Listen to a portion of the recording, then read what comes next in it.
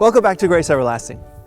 As we study through the law of liberty, we have come now to the 9th commandment, recorded for us in Exodus chapter 20, verse 16.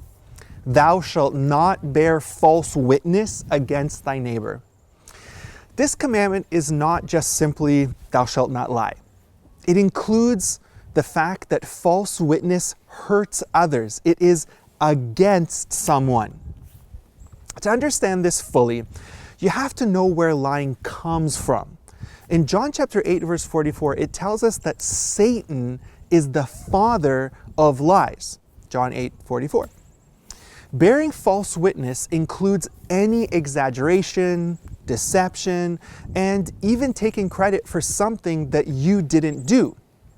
It includes white lies, half-truths, flattery, and excuses that misrepresent the truth about a failure on your part.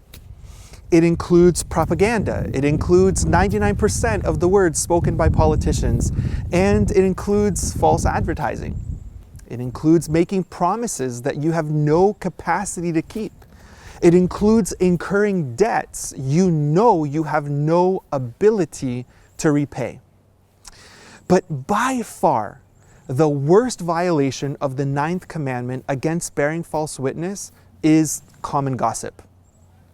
It was forbidden specifically in the Levitical law. Leviticus 19:16 says, Thou shalt not go up and down as a talebearer among thy people, neither shalt thou stand against the blood of thy neighbor. I am the Lord.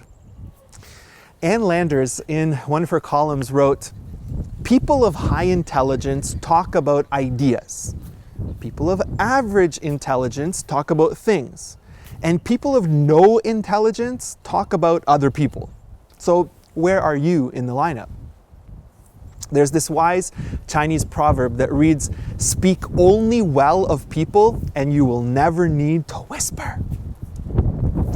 Our communication should be a reflection of a pure character. In Ephesians chapter 4, verse 29 to 30, it says, Let no corrupt communication proceed out of your mouth, but that which is good to the use of edifying, that it may minister grace unto the hearers. And grieve not the Holy Spirit of God, whereby ye are sealed unto the day of redemption. Let all bitterness and wrath and anger and clamor and evil speaking be put away from you with all malice. And be kind one to another, tender-hearted, forgiving one another, even as God, for Christ's sake, hath forgiven you.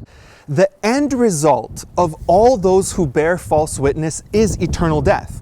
Revelation chapter 21, verse 8 says, All liars shall have their part in the lake which burns with fire. The human heart is naturally inclined to bear false witness, which is why in Mark chapter 7, verses 21 to 22, we read, Out of the heart proceed evil thoughts and deceit. In contrast to bearing false witness, the followers of grace look to Christ, who says in John chapter 14, verse 6, I am the way and the truth. When you experience grace, the Apostle Paul writes in Ephesians chapter 4, verse 25, that you will put away all lying so that each one will speak the truth. Jesus Christ is the whole system of truth. He's the antithesis of the false witness from the father of lies. And so in Philippians chapter 4, verse 8, the Apostle Paul writes, Finally, brethren, whatsoever things are true, whatsoever things are honest, whatsoever things are just, whatsoever things are pure, whatsoever things are lovely, whatsoever things are of good report, if there be any virtue, and if there be any praise, think on these things.